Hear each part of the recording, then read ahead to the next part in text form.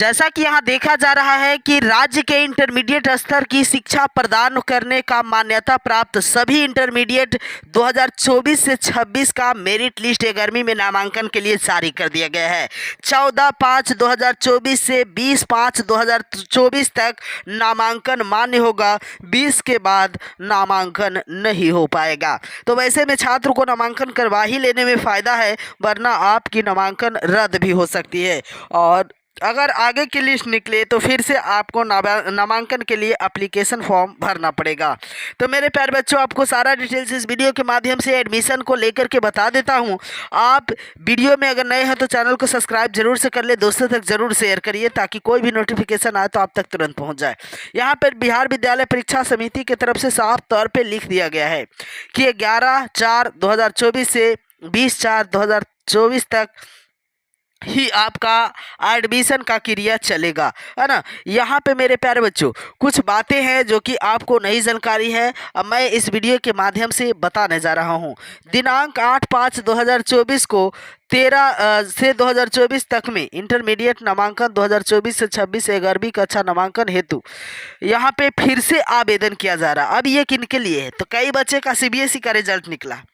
अब सीबीएसई का रिजल्ट निकला मेरे प्यारे बच्चों, तो वो भी बच्चा एडमिशन अब तो करवाना होगा ना। तो एडमिशन के लिए सरकार की तरफ से फिर से एडमिशन के लिए डेट रखा गया है और सीमित डेट है, ज़्यादा दिन तक का नहीं है, कुछ दिन के लिए है। और इसमें सभी जितने भी सीबीएसई के बच्चे हैं सभी एडमिशन ले सकते हैं, है ना। यहाँ पे साफ तौर पे बताया गया है, राज्य के सरकारी विद्यालय से वार्षिक माध्यमिक परीक्षा 2024 में उत्तीर्ण विद्यार्थी का कक्षा 11वीं में नामांकन उसी विद्यालय में लिया जाएगा जहां से वे वार्षिक माध्यमिक परीक्षा में उत्तीर्ण हुए हैं।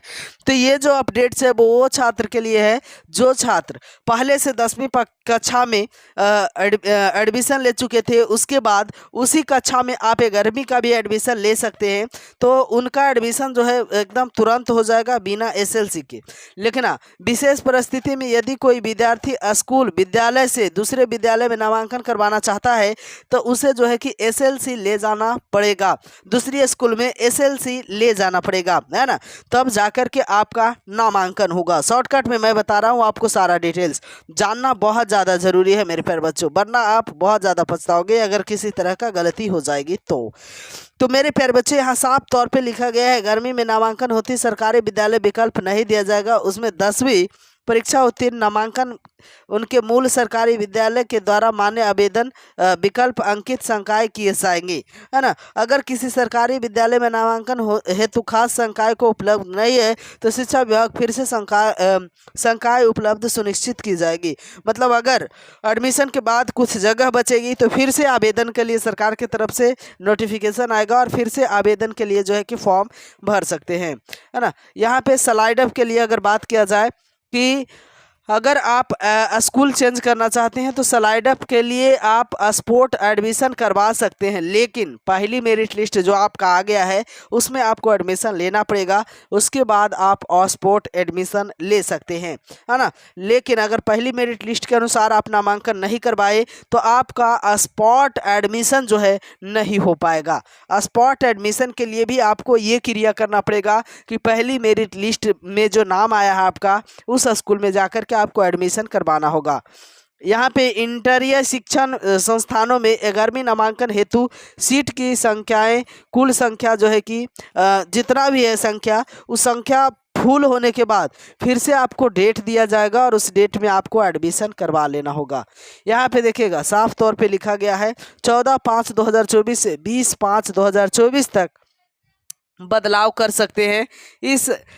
इस हेतु निर्धारित अवधि में ओएफएससी केवल वेबसाइट इसी दरमियान मान्य होगा। ओएफएससी का जो वेबसाइट खुलेगा वो 20 तक ही खुलेगा, है ना। तो आपको मेरे प्यारे बच्चों इसी दरमियान में एडमिशन आपको करवा लेना है, वरना अगर आप एडमिशन नहीं करवाते हो तो आप फिर से आपका एडमिशन रद्द हो जाएगा और 1 साल आपका बर्बाद हो जाएगा। ऐसे में सभी छात्र को एडमिशन करवा ही लेना है। देखिए यहाँ पे साफ तौर पे लिखा गया है कि सभी छात्र 14 मई से 20 मई तक अपने द्वारा चयनित स्कूल का बदलाव कर सकते हैं तथा जो ऑनलाइन आवेदन नहीं किए हैं वो 14 मई से 20 मई तक ऑनलाइन आवेदन भी कर सकते हैं। सीबीएसई के कारण आपको फिर से 14 मई से डेट निकला हुआ है आवेदन करने का, आप 14 मई से आवेदन कर सकते हैं।